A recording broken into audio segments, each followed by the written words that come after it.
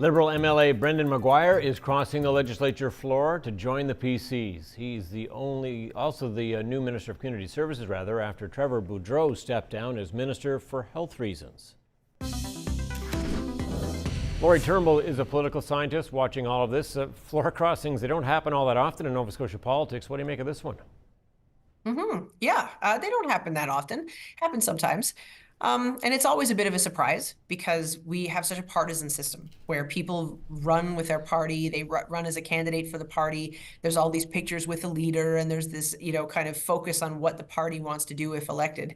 And oftentimes when people vote, they're voting for the party, they're voting for the leader, they're voting for the candidate, kind of.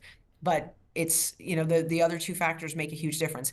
And so when you see someone cross the floor to another party, it's almost like, hey, like this wasn't what you campaigned on. And so it's a bit of it throws people for a bit of a loop sometimes. Wonder how it'll go. I mean, Brendan Maguire has long been considered a pretty good constituency politician.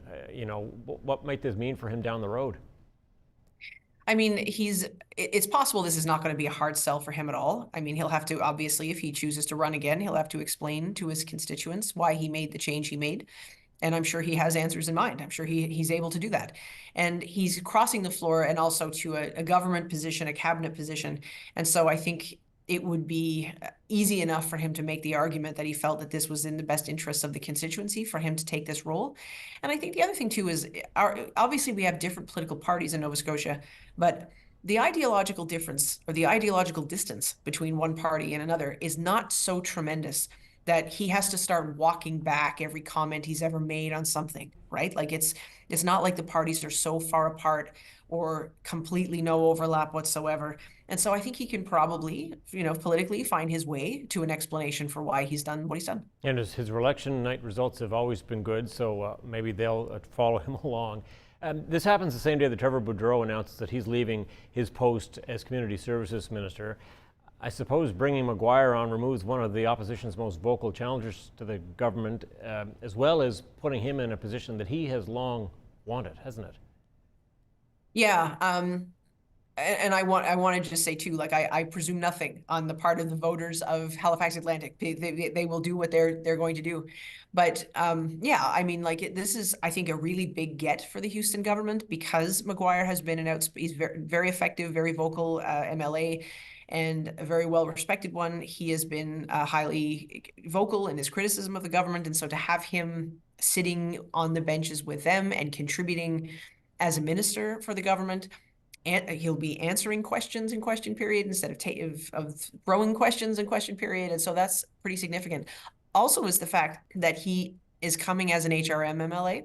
And so that's a part of the province that the government is not overly represented. There's a lot of rural ridings for the Progressive Conservatives, and whereas we see the NDP and the Liberals often splitting the difference in HRM and in Cape Breton. And so to have such a high-profile MLA come to them from HRM is a big thing. I wonder what it'll be like for him as someone who has called for increased income assistance payments, for example, in this province for a long time. They have been frozen, and that budget is, of course, set now, so that's not going to change. What happens there? What a guy who has long called for change to government and policy is now part of government and policy. Yeah, and I mean, he's been part of government and policy before, just with a different government.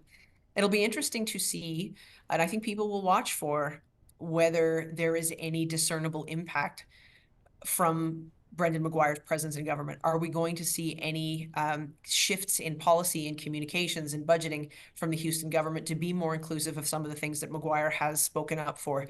And I mean, we unfortunately, I don't know about you, I wasn't a fly on the wall for the conversations that he's had with the premier, but I wonder if he put down some terms, if he explained, these are the things that are important to me, and I'm not comfortable coming over unless I see some action on these things.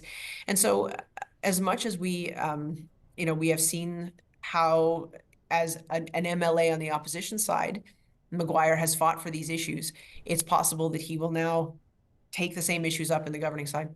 Yeah, and you mentioned earlier there the Metro C. I'm just curious, it does give the Houston government a little bit more of a toehold there. Does any of this play into a possible summer election or a future election? So if we go by the schedule that the Houston government has put in place shortly after being elected, the next election is supposed to be July of 2025.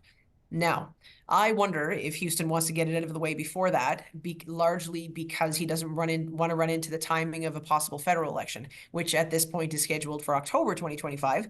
But who knows what the heck is going to happen there, because it's a minority government and that's a very strange situation, and that's just evolving by the day. So, I mean, it's possible that if Houston starts to look like he's on a real momentum, where he's got, people crossing the floor, a further divided opposition, perhaps, he may just choose to pull the plug. But I think there's a danger in that. There's a danger in going too early. I think there's a normalization now of fixed election dates. Nova Scotia was the last province to do it. And so I think there's a sense that, we have 4-year terms. And if a majority starts looking for another term before the 4 years is up, they better have a really good reason. Otherwise, the voter is a little bit irritated with that. Different example, but when Justin Trudeau went in 2021, which was way early, that was like 2 years, voters were irritated by that. Voters were irritated by the ask to come and give a new mandate when the other one was far from over. And so I think there's a little bit of a risk of a voter backlash on that. Well, we shall see how it all plays out. Lori Turnbull, thank you. Thank you too. Take care.